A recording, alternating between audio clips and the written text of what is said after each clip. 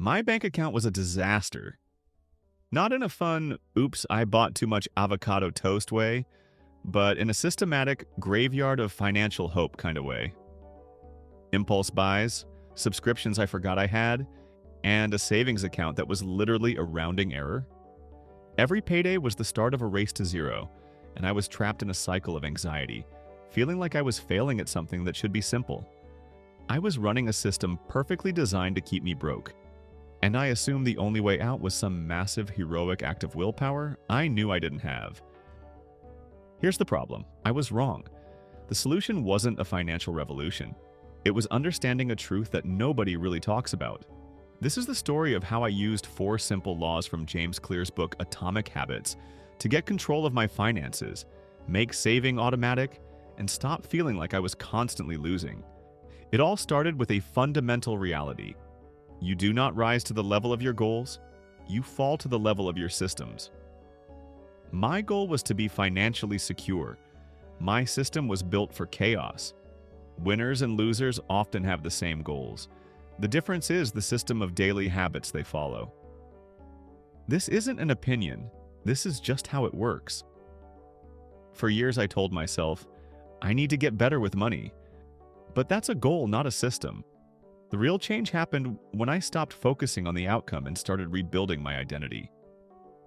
Instead of trying to save money, I decided to become a person who has their finances under control.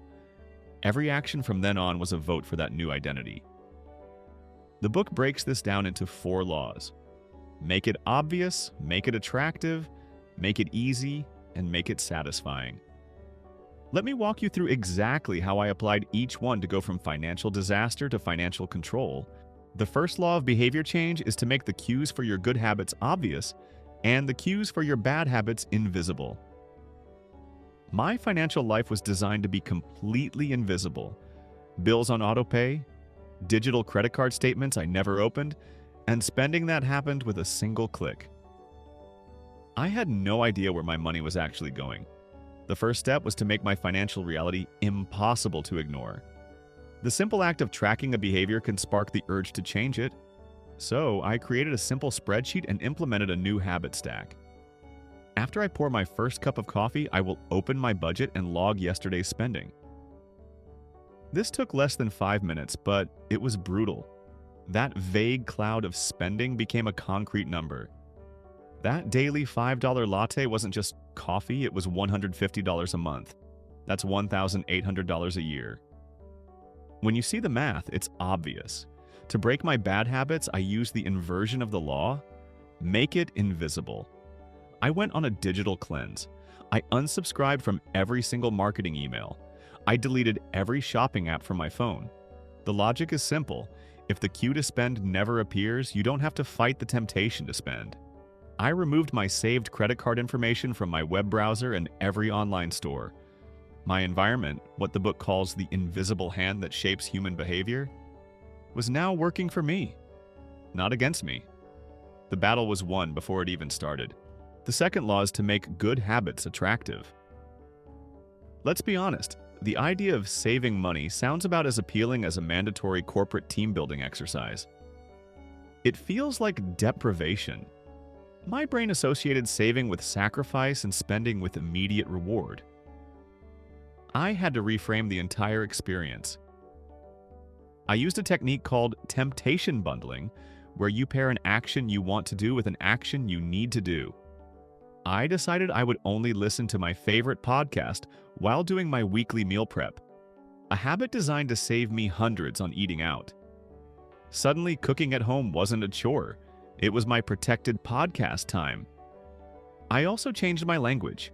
I stopped saying I have to save money and started saying I get to buy my future freedom.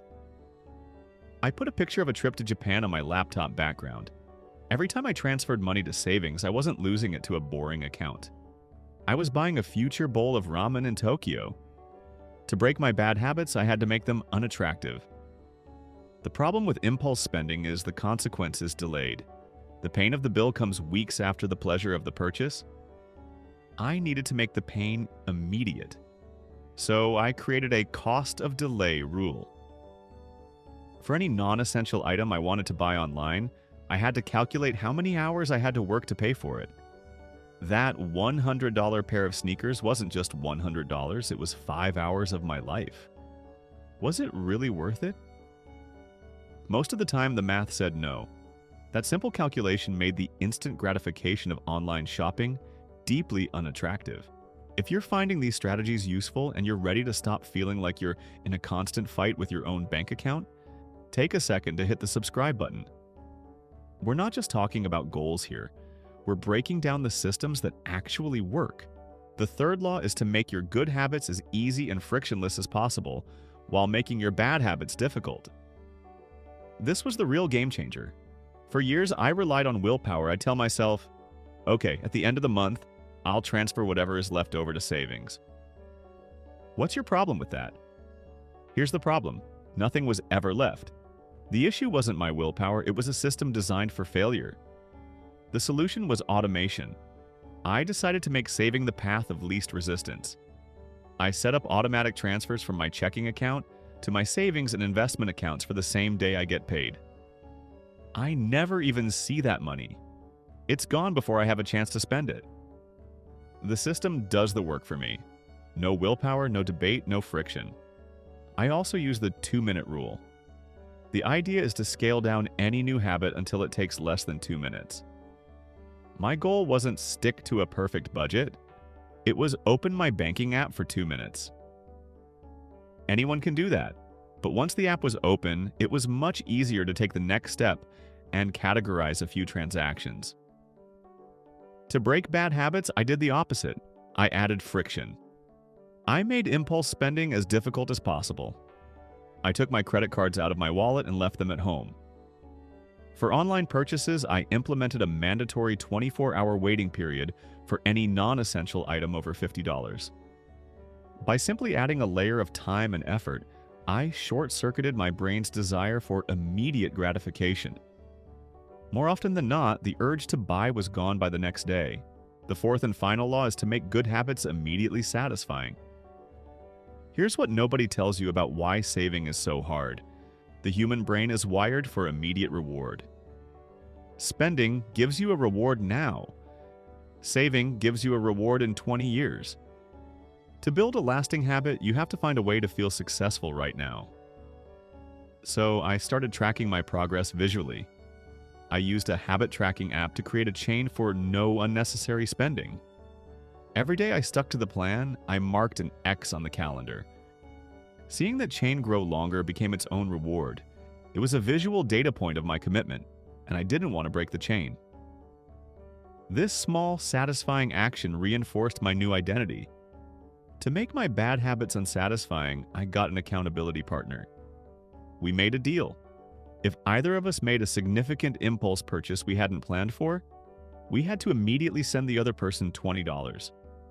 The monetary loss was small, but the psychological sting of having to admit failure and pay up was an immediate and powerful form of dissatisfaction. It took the mindless joy out of impulse buying and replaced it with a feeling of regret. Over time, my brain started to associate that thrill not with pleasure, but with the immediate, unsatisfying feeling of losing. It's been 2 years. My bank account is no longer a disaster zone. I have an emergency fund. My investments are growing automatically. That trip to Japan isn't a dream. It's a funded line item in my budget. But the biggest change isn't the number in the account. It's the absence of anxiety. It's the feeling of control that comes from knowing your system is working for you, not against you. Success isn't a once-in-a-lifetime transformation. It's the product of daily habits. These tiny 1% improvements, checking the budget, automating savings, adding friction to spending, they compounded into remarkable results. It wasn't about being perfect. It was about making small, consistent progress and building a system where success was the easiest possible outcome. So, to recap the 4 laws. First, make your good financial habits obvious and your bad habits invisible. Second, make saving attractive and spending unattractive. Third, make good habits easy by automating them. And fourth, make your progress immediately satisfying. You don't have to tear down your entire financial life overnight. Just start with one small change. That's the beauty of this system. You don't need to be a financial genius to build wealth. You just need a better system. So my question for you is, which of these 4 laws are you going to apply first? Which part of your broken system are you going to fix? Let me know in the comments below. And if you want more ideas on how to build systems for a better life, make sure to subscribe. Thanks for watching.